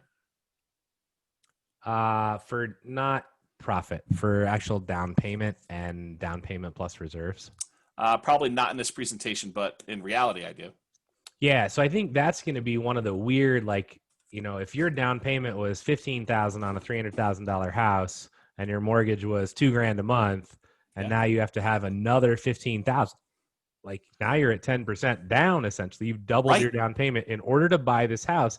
I think a lot of people are going to argue, well, I'm going to save that money over time, and I'm going to buy that house when I have, 6%. I'm going to spend 5% on the down payment. I'm going to have, 20% of the reserves that I need, and then I'm going to accumulate the rest over time. Awesome point. I think I have a slide in here on this, but I'm not sure I went to as much detail as I should have, because I think I was going to punt that to be more of a discussion of reserves and how that plays out. But you're absolutely right. Some people will choose to take on that additional risk and invest before they have their reserves fully fleshed out, thinking I've got something somewhere that I could liquidate if it really came down to it, or I'm saving up my reserves over time, or whatever it is. I think people do get riskier, especially early on. But I think as you do more and more investments, I think it is more and more prudent for you to have fully fleshed out reserves. Okay. So here's the percentages. Okay, this is the part, I think Kimberly was talking about this, about like different parts of return. So if you remember in the other class I talked about, beyond cash flow, that's what it was called, the return on investment quadrant. The location of the quadrants mean different things. So for example, the top two quadrants, the appreciation quadrant and the cash flow quadrant, are market dependent. How much value the property goes up and how much rent you actually get to keep after all your expenses on the property are dependent on the market. And I'll give you a couple examples. We usually assume that there's going to be a value amount, the property value is going up 3% in a year or 2% a year, whatever we're using for our appreciation assumption. But if you were to look at real numbers, it may not be this 48% return you're seeing. It may be negative. Property value may have gone down. You may not really see this negative 4% cash flow. You may actually have seen much more negative if you had someone who got moved out of the property and you had to do a turn on the property and it was more than you had set aside for maintenance. So the top half of the quadrant is more market dependent. And in my opinion, I would consider that speculative, because we don't know what's going to happen with rents. We don't know what's going to happen with appreciation, and we don't know what's going to happen with expenses on the property, which are also going to impact cash flow. Okay. So that's the market dependent speculative. The bottom half, and it includes, in my opinion, the money from the reserves, especially if you're in savings, it is more certain, less market dependent. For example, as long as you make your mortgage payment, you're getting this return from paying down the loan. It's not like the market has to go up or rents have to go up or anything like that. As long as you're making those mortgage payments, it's a contractual obligation between you and the lender, and it cannot change. Similarly, the tax benefit one, unless tax law changes and they change the rules about depreciation and it affects you retroactively to properties that you've already bought, this is also not changing. So the bottom half, are the more stable part of the entity. They're more certain. They're less market dependent. And the reserves you're getting, unless you're not getting the 1% in your savings account, this is also pretty stable. Okay? So these are less market dependent, more certain. On the left side, the left half of these things, this is cash later. Appreciation, the property value going up and the debt pay down you have in the property, that equity you're building up between the two of those is not typically something you can access unless you do a cash out refinance or you sell the property. It is money that you're not able to spend right now in most cases. So we call that the cash later, the left-hand side. And just as you would have expected me to do next, on the right-hand side, you have the cash now side. That's cash flow, the tax benefits you get from the depreciation, it's like cash flow from depreciation, and also the money you get from your savings account return or R12, the account, your money you're getting from the stock market return. The ones on the right side are cash now and the bottom. So here's what on the Nomad property comparing ROIQ plus R6 to ROIQ plus R12 would look like. With R6, it's 52% return. With R12, it's 42.47% return. So it drops it even more when you actually set aside 12 months reserves in the stock market and you're only earning 8% on it. Any questions on that? So this is probably just a more broad question, but Kimberly says, I really like this thinking. The longer term issue is it slows the velocity of how fast you can buy the next Nomad property. Sure. Huh? Sure, yeah. Right. Yeah. And would be interesting to see how this factors in the Nomad model over 20 years, followed up by the velocity of how fast you can buy the next home changes if you adopt R6 or R12 model and require the reserves before you buy again. And I think the point is that this is really where the everything is wrong, you know, and James's red text is if you don't have these reserves and something bad happens, you're going to be in a world of hurt and you may lose your property. And I think you may think that that's just like, oh, that's not going to happen to me. But there are so many investors that did happen to, and they thought they were fine too. And they were taking an aggressive, risky position. And this isn't even being super like conservative. This is just being like regularly, this is something that you should do and have in reserves so that you can actually not get, as Royce would say, knocked out of the game. Yeah. Anything you want to add to that? There's a whole class coming. I've had this in my mind. There's like some key slides in it, and I'm sure there's other slides I can add, but there's a class coming on risk reduction strategies, probably for investors in general, but there's definitely one for nomads. And I'll give you a hint at one of the things that is definitely going to be in there. So I was having lunch before COVID. I was having lunch with a good friend of ours, Daryl, and Daryl and I were discussing this whole strategy of, you know, risk and doing Nomad and the fact that you're a lot of times leveraging yourself really, really high. And so like off the cuff, I just spurted out an idea about how to reduce the risk of doing Nomad. And I've named it in his honor because we were having lunch together. I call it the Stolte method of risk reduction. And it's actually a pretty fascinating way to do it. And like, I'll give you like the very brief insight into it. And that is the first property you do, you need to lease option exit, take cash and put it in the bank. And so it is a way for you to get a big chunk of cash on the first deal you do. It slows down the whole strategy, but it makes it much more conservative for you. Yeah. So I'm going to draw a comparison here, and you can tell me if you think this is just so far off base. So okay. When I worked at Microsoft, there were a lot of people that would know they had a good review coming. They knew they had a bonus. It would at least be X dollars, and reviews always happen in August. You got the paycheck in September, and you know they would spend essentially ahead of what they thought they were going to get. And they would go, oh, I thought I was going to get this stock, and they would spend it ahead of what they would get. And I think most people, hopefully on the webinar tonight, would go, well, that does not seem like a very good idea, because what if one year they decide we're not giving raises, which they have done, and they like limited it, or we've moved the bonuses from being a huge number to a very little number this year, and suddenly you've spent ahead. Everyone immediately will go, well, that's just dumb, Brian. Why would anyone do that? Exactly the same as why would you buy another rental property if you don't have reserves? It's literally no different than that. Yeah, I would concur. And then one other comment that didn't go to everyone. Basically, someone says, having endured 08 and 09, I don't at all disagree with 6 months reserves per year per property, or 6 months reserves per property, or even 2 years. Why? Stuff happens, even if you think it will never happen to you. And I could not agree more. Yeah, there's a reason I'm teaching this stuff, right? I mean, I've had major setbacks, like 7-figure setbacks. So there's some actual justification for you to be telling you this stuff and being conservative. Okay. So here's another interesting way of looking at this. This is just the cash now side of the quadrant, but taking into account the differences between 6 months of reserves versus 12 months in the stock market. And you can see the overall return on investment that you get just looking at this is actually higher when you actually have the money in the stock market. So before we were earning 2.22% as your cash now, which a lot of times the Nomad properties are cash tight. They have negative cash flow, right? So now this gives you a way to actually increase your cash flow early on when you take into account the return you're getting from your reserves in the stock market, plus the tax benefits, plus this cash flow amount that is negative. So I just wanted to point out that it's weird starting to look at some of these things because it's all new to me, and I'm sure it's new to you because you haven't seen it, and I've seen it for at least a couple weeks. This idea of being able to get higher cash now returns when you're looking at the quadrant, when even though the overall return on everything was lower. Pretty interesting. Okay. All right.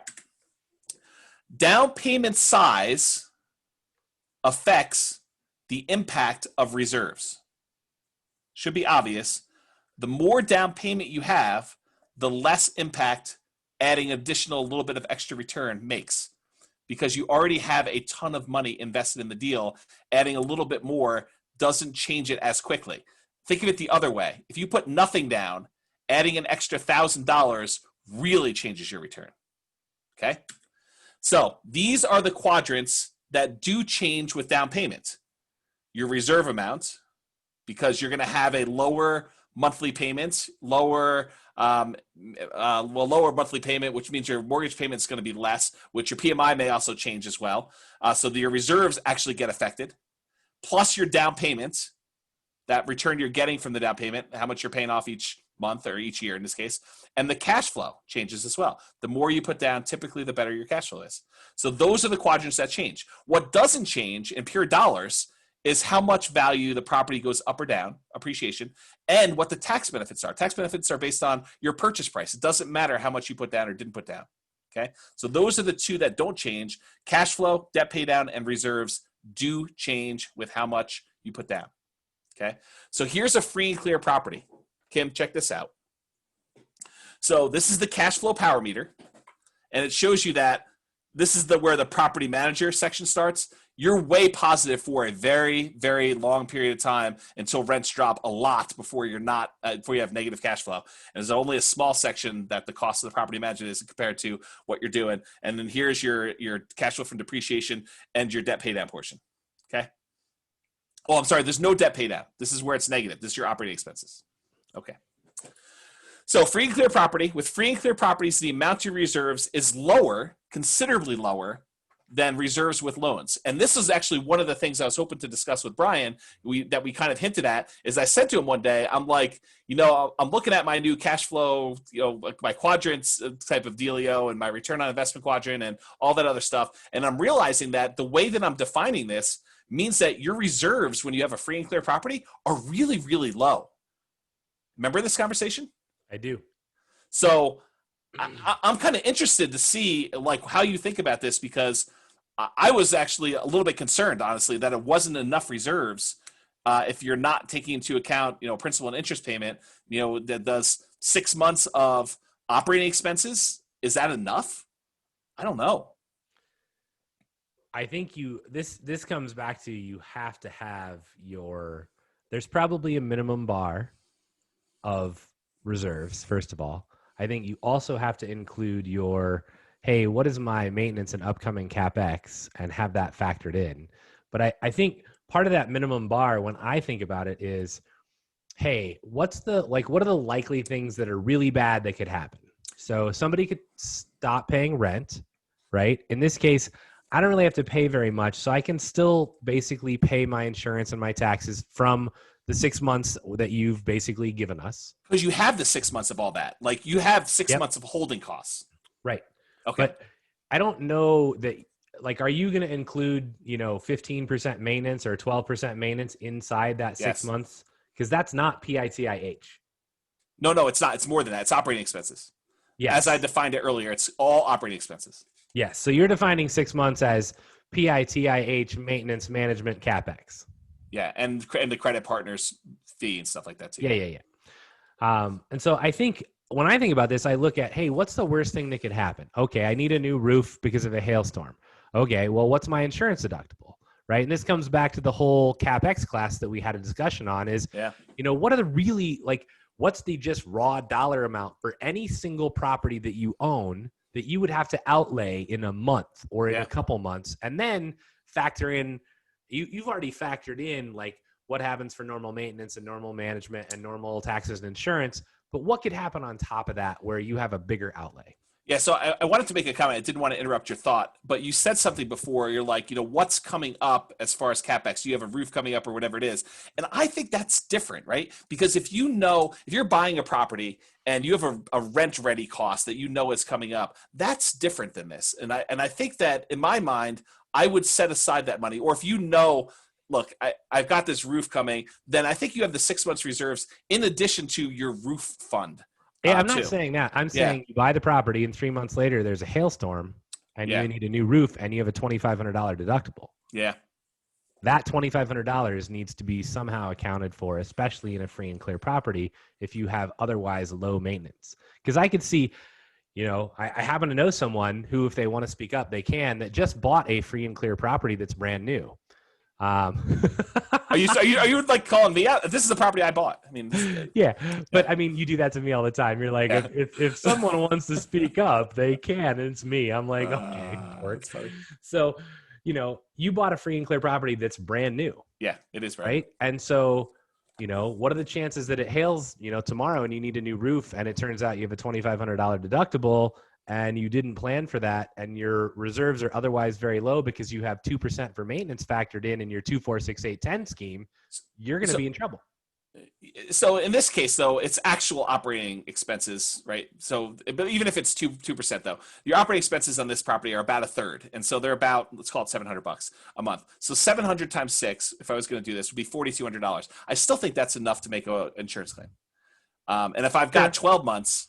Because I'm doing the stock market dealio, it's way enough for doing an insurance. So it turns out your $4,200, $2,500 goes to an insurance claim, and your tenant stops paying rent for 5-6 months. Yeah, you don't have enough. I think that's true. Although I still probably have 3 months worth of holding costs if the tenant doesn't pay rent. So I'm not really sure what your answer is on the free and clear property, but I think I just forced you into trying to tell me that 6 months is indeed enough. It probably is I guess is where I'm going with this. And by the way, this was intended to be a discussion. There's no slide with an answer to this question. I don't think it's enough. You don't think 6 months is enough? Not on a free and clear property, especially. I mean, You can imagine somebody buying, especially outside of our market. You are literally thinking about a $350,000 house. Right. If it's a $60,000 property you own free and clear, that's totally different. Yeah. And so this is interesting. And so this is why the free and clear property discussion that we kind of held until we had this in front of class. But I do think you're right. And this is why I brought it up to you. I'm like, it could be problems. So this is where I come back to the question that you asked me in the beginning of class, which is how much do you need for a property? And honestly, I think if you bought one property and it was a free and clear property and you were like, hey, what's a dollar amount you need for that? And it was roughly a $300,000, $400,000 property, I'd probably tell you $10K in dollars. Yeah. And you're not at that with your $4,200. Yeah. I don't think it's about that. Yeah, that's actually. And if you're buying $100,000 houses out there and they're in great markets and they're not, CapEx, the silent killer from last week, and they're doing well, man, whatever your small amount of, maintenance or your small amount of reserve is for that $100,000 property, I don't think that's anywhere near enough. Yeah, for free and clear. So there may be some weird free and clear dealio that's happening, or very low loan to value loan amounts. And I don't mean that you have a loan that you've paid off over 25 years and you have a little balance left where your payment is much higher than it was. I'm specifically saying if you got a really low loan to value loan initially where that monthly payment is low too. That may also be a very similar issue to that. So more to think on that, but I'm going to continue. And if we have questions at the end, we can totally deal with this. So here are the 3 quadrants: the old ROIQ, the ROIQ plus R6 and the R12 version of this for that same free and clear property. And a really interesting thing happened. So before it was 7.54, that's how we did it the old school way, which is not correct. Then when you say you're taking into account the 6 months worth of reserves at 1% savings account, then it goes down a little bit, 7.46. But the point I made at the beginning of this with the free and clear property is it doesn't change that much, right? Because you already have $400,000 or whatever it is in this property, free and clear. And so now you have this very small change that you get from that. And here's another super interesting one, and that is because you have unleveraged returns, your cash flow return is so low, your tax benefits return is so low, because you have so much money invested, this 8% on a year's worth of reserves actually makes a difference, such that your overall total return on investment, when you take into account 12 months of reserves in the stock market, increases your overall return for that. So it went from 7.46 if you do 6 months reserves and savings to 7.55 if you do 12 months reserves in the stock market. And what's interesting is this last one is me, right? Like I have 12 months in the stock market. And so I found it interesting that it was better than me doing the 6 months and only having it in savings. So I don't know, I guess I was patting myself on the back a little bit for having this little one here, but that's the thinking of it. Okay. Because Brian, someone asked Brian if it's in the spreadsheet. The new ROIQ+R actual quadrant is not in Brian's spreadsheet.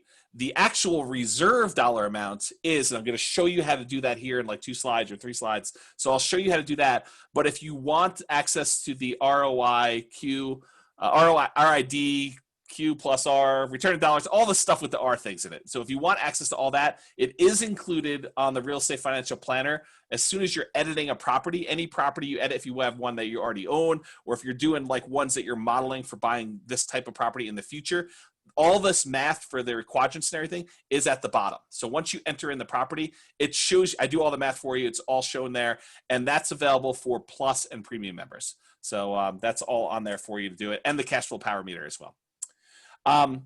So I wanted to show you something that's coming. It's not quite built yet, but you've probably seen me do this chart before where I break down, you know, the return you're getting from cash flow from depreciation, from cash flow, from debt pay down, from appreciation, and you've seen me kind of break this thing down. I'm going to be doing one of these that then also includes the reserves so that all 5 of those kind of like math things are included in one chart. And so be looking for that. It's, you know, whenever I get around to adding it. Okay, so how do you add this to Brian's spreadsheet? Because to be honest, Brian was like so close, so close to actually already doing this for us, right? Like it was already included in the spreadsheet. The only part that he really didn't think to the extreme that I took it was the return you're getting on the reserves instead of just saying, hey, listen, I have reserves, and his spreadsheet calculates it correctly to say that does get added to your denominator. It does do all of your other cash on cash return ones. And even the return on investment quadrant does calculate it correctly with him adding these numbers in here for your reserves. It just doesn't do the return part of the ROIQ+R for like 6 months and the savings account or 12 months and the stock market. That's the only piece he missed. Otherwise, Brian did an amazing job, and you know the spreadsheet's like there, okay? And you could, in theory, make these calculations manual and actually get the same things. It's not going to display it pretty, and my stuff automatically does it in the REIP software. So discuss live with Brian during class. I think we've done this thing. It's slightly imperfect, but it's really close. It's like close enough. So in my opinion, you'll want to do 2 things. These are the changes you want to make to Brian's spreadsheet. Number 1 is set your initial reserve account, that one I circled before on the image, equal to 6 months or 12 months, depending on which way you're doing it, if you're doing savings accounts or you're doing the stock market, but 6 months or 12 months times all monthly expenses. And I'm going to define where all monthly expenses are as the operating expenses, your debt service for loan number 1, your debt service for loan number 2, PMI, plus the money partner loan payment. That should be all of the ones you need to do as part of your reserves for doing it on Brian's spreadsheet. That should include everything. And Brian can check if he wants to and make a comment about it, but I'm pretty sure that's right. And if not, we'll email it out. Yeah, I think there's actually a total debt service number that you could just pull. So, and it includes everything? No, that just like you have debt service 1 plus debt service 2 plus PMI. Oh, I think there's actually just a debt service number that's a total of that you could pull. okay. I didn't see that one. That I wasn't looking that closely though. So Brian says you can combine debt service 1, debt service 2, and PMI by pulling just one number and add it in there. I'm So I looking think it up. So and so what I would do if I were using Brian's spreadsheet and I was analyzing deal and trying to use the new numbers, I would set this as a formula and then save that as my new template. So it always equals 6 times the sum of all those numbers if you know how to do the spreadsheet formula. If you don't, just estimate and do your spreadsheet calculation that way. yeah, it's not totaled. So your way is right. Okay, good. I think I probably pulled that out because I was trying to remove any extraneous lines to make the spreadsheet simpler and simpler and simpler. So Yeah, it's just complicated, right? Yep. Okay, and so that's number one. That's the first thing, and that gets you almost all the way there. The only thing that's missing at this point from Brian's spreadsheet is taking that total amount of reserves that you have and multiplying it by whatever the return is you're getting. So either 1% or 8%, and then adding that back in to what your return is on the spreadsheet. And I tried to force it to do this by adding it to like a secondary source of cash flow. I think it was like additional income on the property. And I got a, because I was using a formula to do the amount of reserves, I got a circular reference error. But I if did you not. Oh, okay. I literally just typed in to monthly other income equals the D11 cell, which is the initial reserve account, times 0.01 for 1% divided by 12, and it did it fine. Do you have the initial reserve account one as a formula, or did you put a number in there? Oh, I have a number. Yeah. See, if you put a formula, that's where it has a circular reference. Yeah, but if you just if you add it up yourself when you're done and you put your number in for initial reserve account, then you can put the percentage in and it works fine. So you could do your formula for one of two cells, but not both. So you can either calculate how much your reserves are, which I think that's the better one to do personally, but and then the other one is how much you made on that reserve in that other field. And honestly, it's not exactly what I was just showing you, because this actually only, that income doesn't show up by itself. It only shows up in cash flow. So it'll actually change your return on investment quadrant and change the cash flow quadrant instead of the reserve quadrant, and it will make it slightly different. But you don't need to worry about that. It's close enough for you to be doing it this way. Okay. And that was what I wanted to say about that. Okay. And then I think this was the question you brought up before. Can I build up reserves over time? And the 2 bullet points I had, because I didn't want to go into 30-minute version of this, is it is a personal decision, and it adds additional risk to your investing. Yes, and that was So I mean, I will just give a personal example. So I bought an apartment building, and when I bought it, it strapped me. Like I moved money from accounts, and like it was like uncomfortable, and I was like, this is not going to be comfortable for like 6 months. So imagine what would have happened if COVID hit in the middle of that segment for me. I would have been even more concerned, right? Or any other major thing that's similar. So I think, it seems good on the surface, and it seems like, oh yeah, I'm being aggressive. And I'm sure you've heard Brian say, oh yeah, just go buy another property. Like, take this really strongly into consideration. I think you have to look at, do I have the reserves? What could actually happen? And if you're in a situation where, hey, yeah, I could go to this person, I could get money and their family, and I know that they would give it to me, then, maybe go have that discussion now and take a loan and pay, 3 or 4% on that money to them until you save the reserves over time, right? Because if something really bad happens, it's going to happen to them too across the globe. And then they may not be willing to lend you the money anymore. And that's the problem, right? That's the same problem with lines of credit is, hey, I had this line of credit for, $100,000. I'm good. And then they shut your line of credit down because stuff happens. So I think, yeah, you can build them up over time. And, obviously the fewer number of properties you have, the less overall risk you have. But the last thing you want to do is lose a property, because it's going to set you back a long time. It's interesting. You said the fewer properties you have, the less overall risk you have. Yeah, I think it's much different if you have 100 units and you're like skimping on reserves, and if something really bad goes wrong, you lose all 100. I think that's way worse than losing one. Yeah, that's interesting, because I would have thought you have 99 other properties that can support you if you have one that needs money. And so in that way, it would seem that there's less risk because it's spread out over a larger number of properties. Yes. But I see also why you'd say it that way too. It's interesting as to how you measure that risk. There's got to be a whole class on risk. I need to like do some more classes on that. No doubt. That's all I got. All right. Let me rewind into the chat and hit some questions. Yeah, so, and I hope you guys, I mean, let me know in the chat window so it bounces on Brian and drives him crazy. But please let me know if you like the class and this was helpful for you, because this is all brand new stuff, and I think it's awesome. I mean, everyone's going to say it was helpful. We know it was helpful. You don't need to tell them in chat to make my job harder. Oh man, 80 people just said it was amazing. There, no one needs to say it. Thank you, everybody. Thank you, 80 people. Don't tax benefits change due to the interest deduction? This was from a little while back. Say that again. Don't tax benefits change due to the interest deduction? No, this is only cash flow from depreciation. We are not using the interest deduction. It is a business expense when you have a rental property, and that does not change in my mind, although it would change if you were taking the standard deduction, but on an owner-occupant, but you're not doing these calculations on an owner-occupant property until you've converted it to a rental. So no, it doesn't have any impact on it from what I just went through in my head. And then CC says, by definition, your reserve already showed what is covered, so I suppose it's sufficient. Maybe having a floor of the most expensive item, like the roof, right? This was really around the discussion of free and clear. What should you have on a cash-free or a free and clear property? Yeah. Yeah, I have to think about that some more. I knew there was a weird spot there. I just don't know how I'm dealing with it yet. Yep. So, and then Vojta, whose name I now know how to pronounce, because I asked, because I hate pronouncing people's names wrong. I appreciate that. So Vojta says he'll be like, that's not how you pronounce it. So I think it's the amount of risk and different types of risk. It's a question whether 50% stock market decline is the same amount of risk as being 6 months without a rent.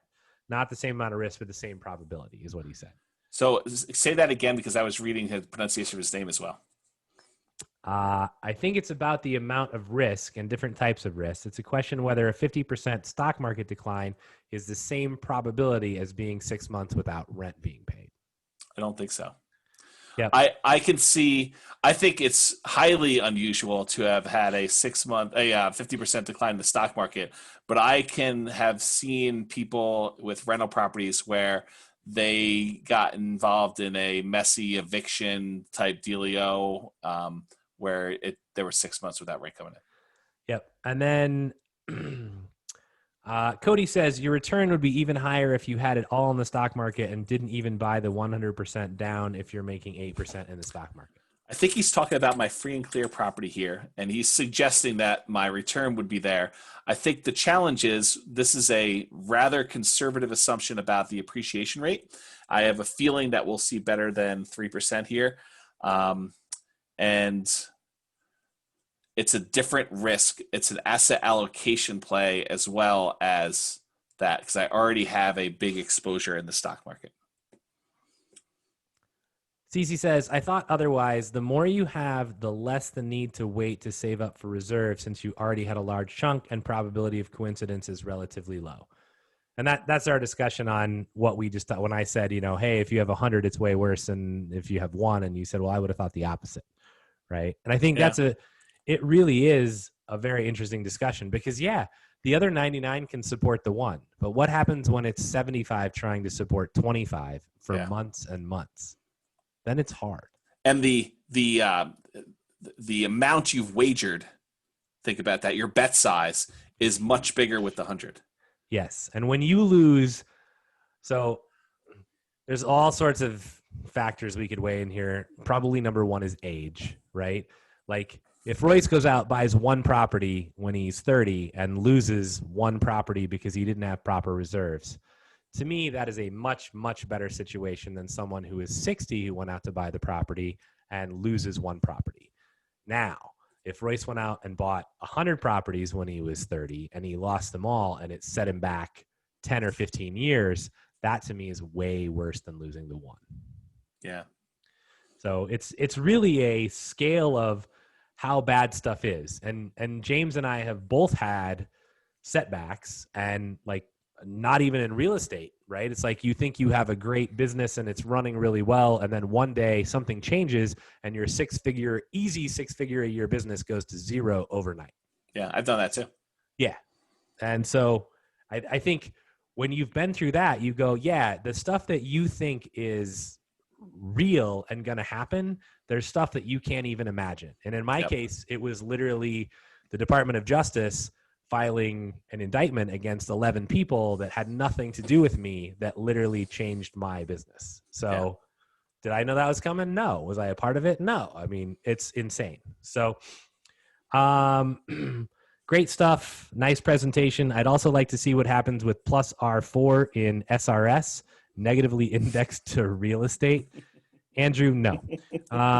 Thanks, guys. That's pretty awesome. Oh, my God. Excellent class. Very thought engaging. Much appreciated. Absolutely great. Probably the best class ever. And let's see. Can you tell us again how drastically this new way of calculating ROI changes your percent estimate from the old way? For what kind of property? I tried to do an example of a 25% down, a 5% down Nomad, and a free and clear property, just to kind of give you a really small breadth of sampling. But which one did you want to see? And I'll pull up the slide. This is the 25% down one. Yeah. I'm sorry, this is the free and clear one. That was from Kylie. I assume. Yeah, Kylie, let me know which one you want to see. Do you want to see the Nomad one, 25% down, or free and clear? And I'll do it.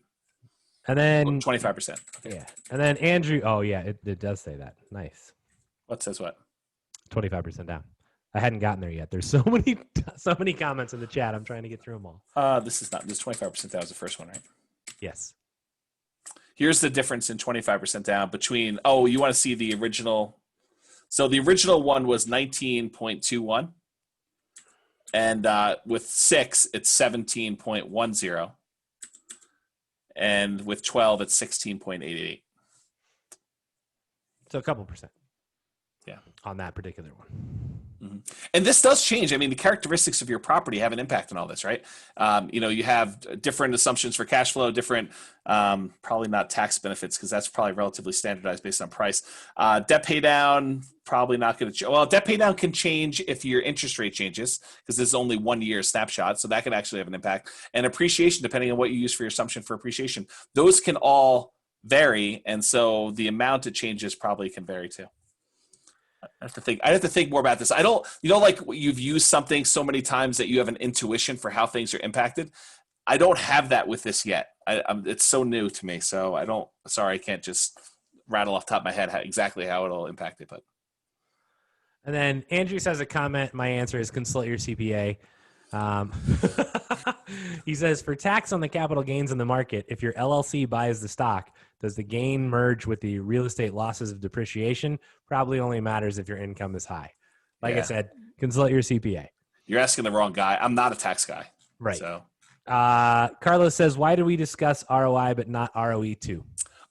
Because I didn't want to have a 3-hour presentation is one reason. The other reason why I intentionally called this ROIQ+R because I really wanted to focus in on that as the kind of like original metric. You'll notice too that as your equity grows, your return diminishes anyway. And so adding reserves just makes it diminish faster or more. It's not even faster, although it might be faster. It might actually slow down, but it's just more because you have reserves in there, and now your denominator is also growing because your equity is growing.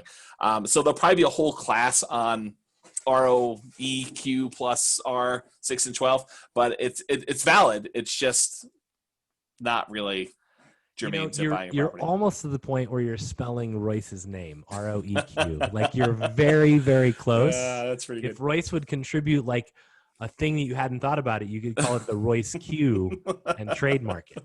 That's probably good. I probably would do that.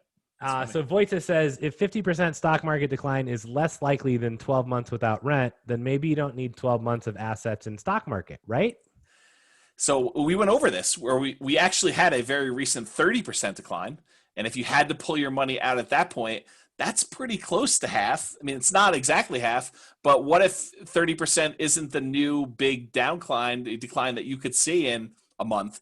I can make a case that 6 months seems, 12 months seems like a reasonable number to use there. And maybe I'm overly optimistic, but I'd rather be optimistic and keep my properties than to tell you you could use 9 months and have you lose everything. So that's why I chose 12 months. Yeah. And then Kylie says, my next question is, if you are just an investor that only is looking for a minimum return, like 12%, would it really matter which calculation you use so long as it's well above your minimum? Let me think about that. So if you're looking to get 12%, does it matter? Yeah, I do think it matters, but I'll use me as an example. I'm not going to go into a ton of detail, but I've got way more than 12 months of reserves in the stock market. So for me, I look at that as I've got this separate entire investment in the stock market that's earning whatever it's earning in there, okay?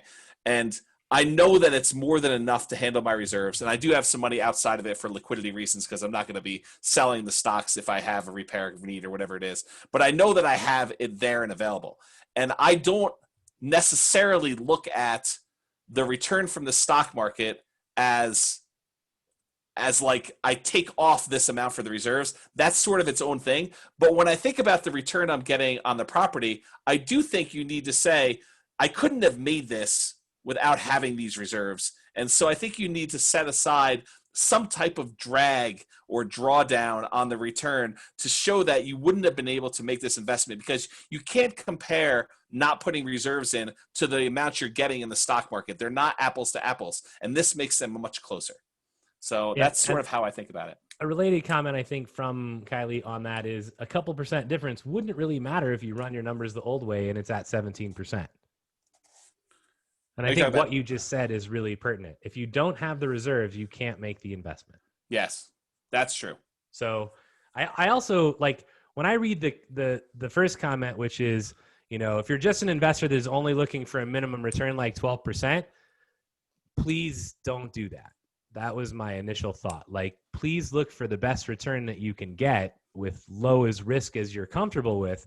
But if you're looking for 12% and things go wrong, and everything drops by 15%, like overall return, you're -3. But if you found something that was 25% and it drops by 15, you're still having a positive return. Don't floor your return like that, in my opinion. Yeah. There's going to be some classes coming up where we look at how resilient your returns are to changes in the marketplace, like a probabilistic like drop in rents or whatever it is. And I think, like, comparing the free and clear numbers, wherever those were, comparing these are super resilient, right? You have, a drop in rent. They're not really impacting this that much, because the overall return is a relatively small amount of the huge denominator you have. Compare that to like Nomad. Nomad amplifies really small returns a lot. Like, you have plus $50 more in rent per month. That's a huge deal for Nomad. -50, you're taking in less than $50 a month. That's a huge impact as well. Those changes, because your denominator is so small, has a amplified impact on those things. And I think there's a sweet spot. And Brian and I used to have this debate all the time, because I'm more of a free and clear guy. Brian's more of a debt guy. And Brian is probably right. And I think as I become more sophisticated in how I think about this, there's probably some part of the curve that is a good middle ground for amplifying your returns, but dampening the kind of like the variance in what you can see from the speculative top half of the return that you're getting. That I think you can, like, you can think of it as a muting of that amplification versus being high risk, but it also gives you some upside, especially with the bottom half of some things as well, especially debt pay down. So you've talked about online, because I don't want to disclose anything you don't want to disclose. You've talked about why you have a free and clear house, right? In like the one that you have a free and clear house from recent. I don't know if everyone knows that. Okay. Well, then I can't make my joke. Okay. Sorry. I don't know. And Tammy actually expressed some sensitivity to me even doing the class I intended to do on that. She's like, I don't know how I feel about that. So sure. So back to comments. Boita says, I think this is related to our discussion because with a 50% stock market decline, you still have 6 months of money as you would have had in the savings account. Totally agree. Cody says, just comes down to the level of risk you are comfortable with. And I think yes and no, right? If you're comfortable with the potential of, losing everything, then yes, it's definitely the level of risk you are comfortable with. And if you're comfortable with, hey, I've got, $10,000 in the bank and I've got 5 properties, like, I think there's a really easy line where people can draw this, like, hey, James, if I own 3 properties and I only have $2,000 in reserves, is that enough? You can immediately go, no, even before this class. Yeah. But if I say, hey, I have 15,000, is that enough? James has to go, probably, right? I mean, before this class, right? Yeah. And now I think what James is doing is he's giving you the bar for, in order for you to make a sound investment, you probably need to be following this particular rule. And I think this is also like a permission to cry thing too, right? Like if you lose all your money and you had 12 months of reserves invested in the stock market, then I think that's a legitimate thing. If you were running at like 3 months or 4 months or 5 months and then something went wrong and you lost everything, you should not have permission to come to Greg and cry.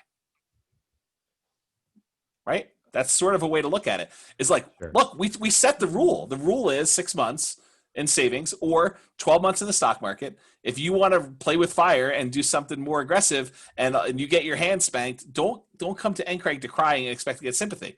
We're going to say 12 months. Exactly.